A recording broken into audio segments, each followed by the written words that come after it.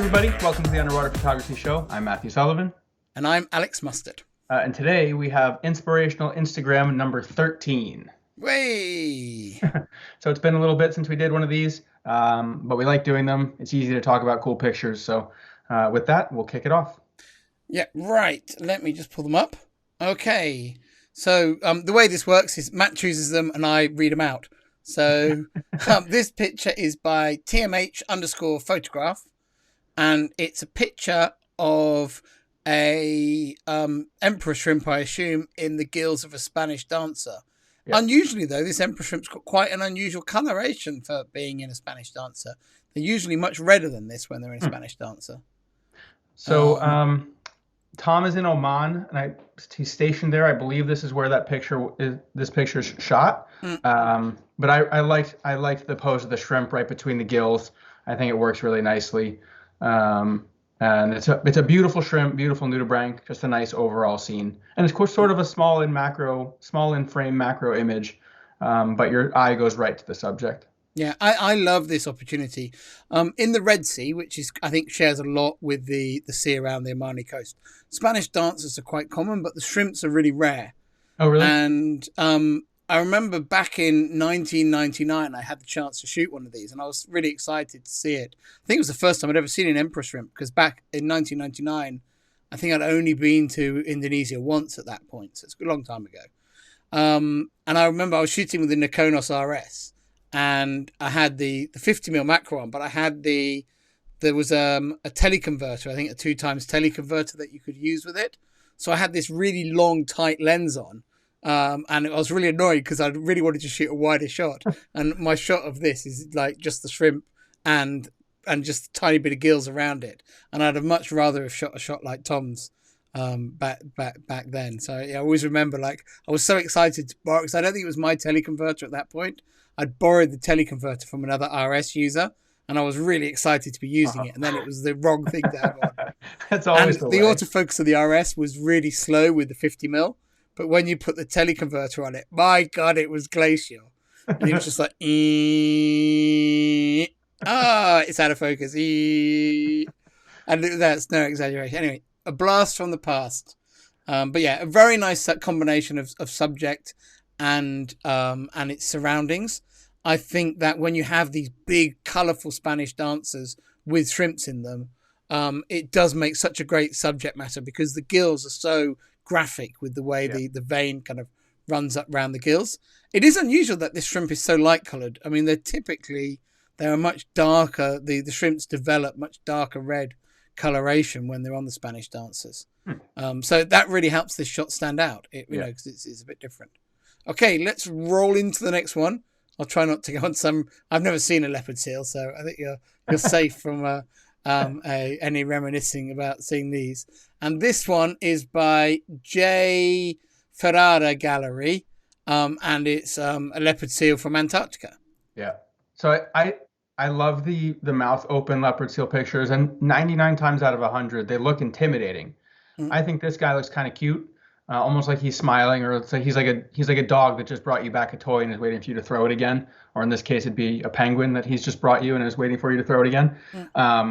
But one of my favorite animals on Earth, one that I really hope I get to see someday, and just a really nice portrait of it. You get to see the teeth, like I said, the mouth open is a really cool expression. And then you get a little bit of the habitat around it. I would like to see this full frame. I'd like to see the whole image instead of the Instagram crop, but a really cool picture nonetheless of an epic animal. Yeah, I guess it's really on one side of the frame, because the strobe is very clearly coming from the left-hand side of this. Yeah. So I suspect that it came towards him very much on one side, and that's why the strobe on that side is really doing a lot, whereas the strobe on the other side doesn't seem to be doing a great deal. So I suspect it's kind of cropped to one side. Not that it takes it away, and actually it might make the original shot more interesting, that it's not straight down the middle of the barrel. But really, like you say, very cool subject, but made with a really original pose of the creature. So yeah, very cool picture. Okay, moving on to the next one. I finally figured out, after 13 episodes, how to set up the screen so I can read the names without all the the warnings that I normally have on my screen about us recording. Anyway, this picture's by Dive and Seek, and it's an alligator from Florida, I'm guessing, because it says Florida on the destination. So this is my buddy Josh. He and I were together for this alligator. I was right next to him when he shot this. So I like the picture for that reason because I was present. But also, it's cool to see somebody shoot the exact same subject at the exact same time and get something very different. He went for much darker and moodier than I did. I shot it from the front and had the sun rays in the background. And this was a really, really cool and terrifying experience. So the first time we did alligators, he and I did it together as well. That alligator was bigger, but much calmer. This one was constantly moving around and swim right over the top of our heads and then cruise off and then come back. So I don't know if this was a male and he was just establishing dominance, but he's clearly been through some stuff because his face is all chewed up. But an awesome animal, awesome experience. And I look forward to doing it again. And please, if you're watching this, I do not recommend swimming with alligators. It is not a safe thing to do. And you guys were breath hold diving? Yeah, it's not very... I mean, the pools can get probably 8 or 10 feet deep. I don't like the idea of holding my breath and having an alligator between me and the surface. Well, so at one point, he and I, we moved off to the side of the pool because the gator had swam to the back, and then it came around, and I was waiting for it to come up to me, and then at the last minute, I was like, I don't know if I can handle this, so I ducked down, and it swam directly over the top of my head, and then stopped, and its tail rested on my shoulder. Oh my God. And then I was like, yeah, I don't know. Oh, Matt, you seem to have frozen for a second. I'll keep filling until you come back. But I think in fear, your screen froze for a sec, but you're back again now. Okay, good. But anyway, yeah, it swam off and then it eventually came back, and they're amazing animals to be in the water with, though they are very scary. And again, I do not recommend doing this. It's definitely not safe, no matter how safe-ish you think you can make it. They've been around for however many hundreds of millions of years for a reason. They're successful predators. So please don't do this. But cool experience. Yeah, amazing. And thanks for telling us all about it. Right, we're now on to Colin Iles, I'm guessing is the right pronunciation, and the photo from Ontario, Canada. So it's a freshwater shot. Yep. And is it predating on a frog? Yep. So mud puppies are a large aquatic salamander. They spend their entire life in the water, and they are pretty voracious predators. So Wow. They are the second largest amphibian in the U.S. behind the hellbender. And they're very cold tolerant as well. I mean, living in Canada, you have to be. But I've never seen an image of one, I don't think, eating. So seeing this one with a frog is really cool, and I would love to have this opportunity. I've never actually even seen a mud puppy, much less one eating. But yeah, just something I've never seen before. So it stood out to me for that reason. Yeah, really fascinating. I mean, I think we have a bit of a running joke that the various wildlife photography competitions seem particularly enamored with freshwater at the moment. And they, the frustration underwater photographers have is that we often feel that they get a new bunch of land photographers in to judge every year who have been studiously following the history of the competition, except the underwater categories. So they always arrive and go, oh, wow, we've never seen freshwater pictures before. This is amazing every year. And, previously it was like, oh, we've never seen a Blackwater picture before, even though the contest had awarded them 5 years in a row. And now we're in the phase of them discovering freshwater for the first time and being like, wow, freshwater. Brand new. However, I have to say, this is a really new freshwater thing for me. And I would be going, wow, freshwater, yeah. This is so cool. Yeah. I've not seen this before. So I really like this, seeing a species I've not seen before, and also the behavior. I hadn't realized that they were so predatory and predatory on other amphibians. So yeah, really cool.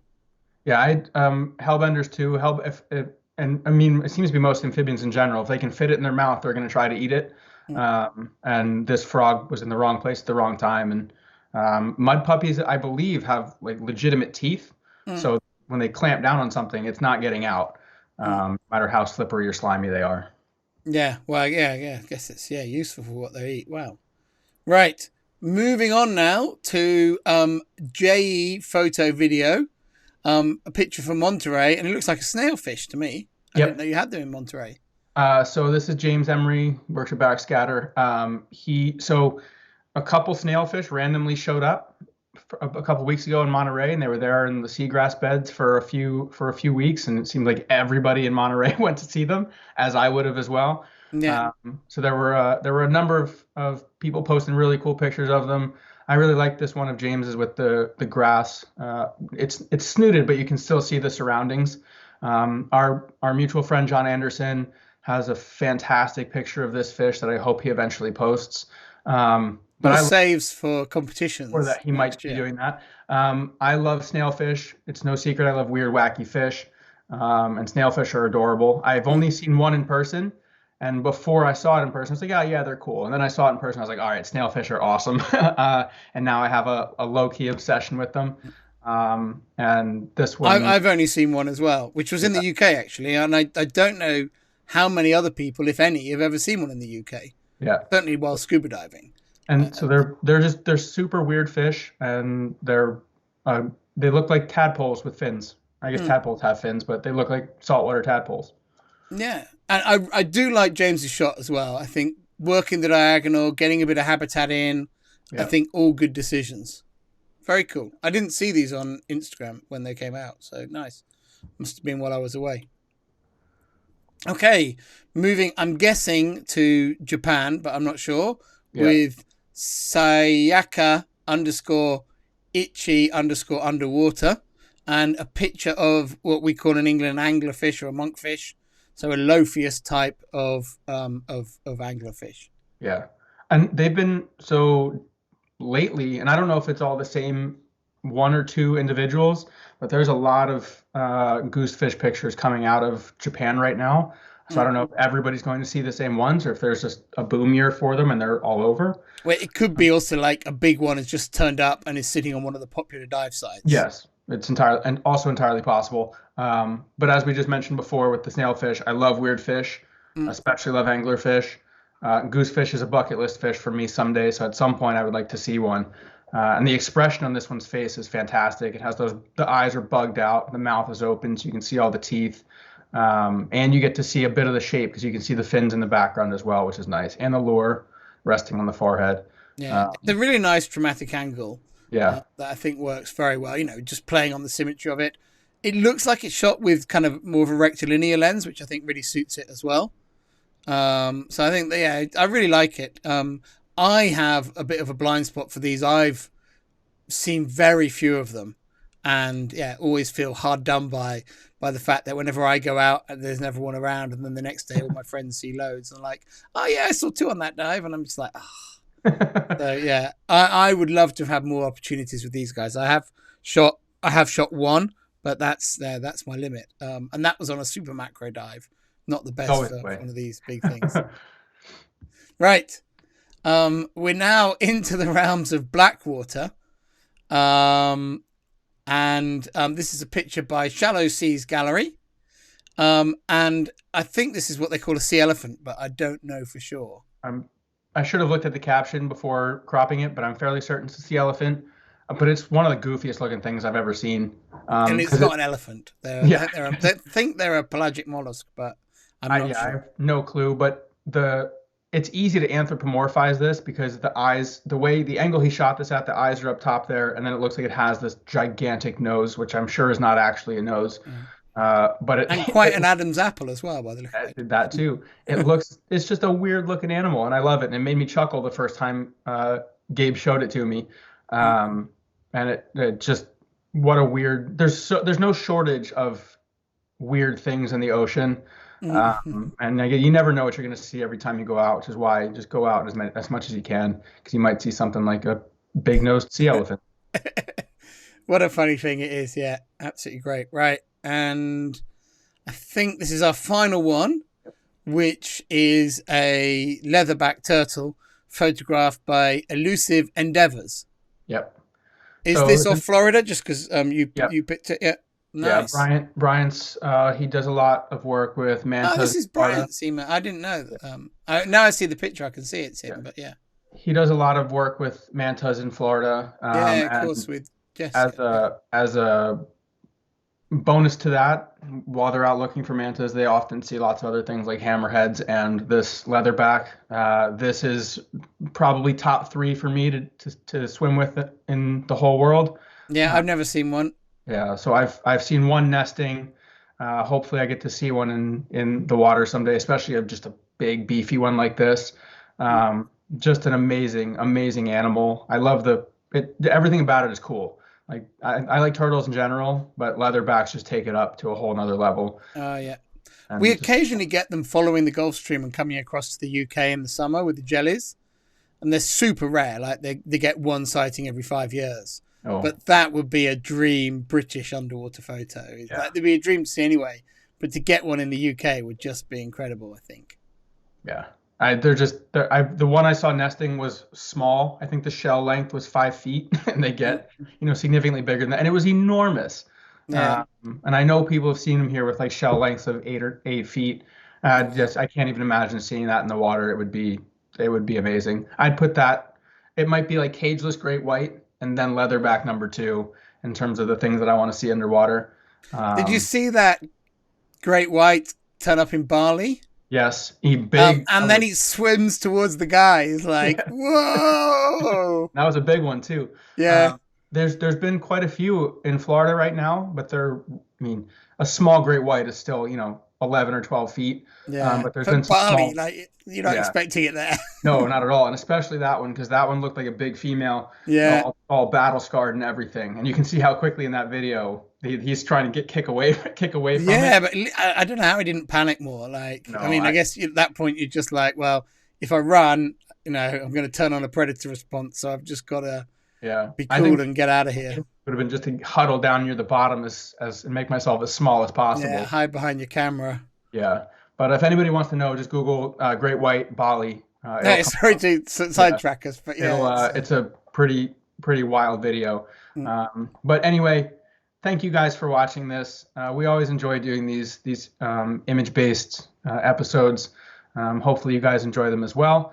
So thank you for watching. We will see you next time on the Underwater Photography Show.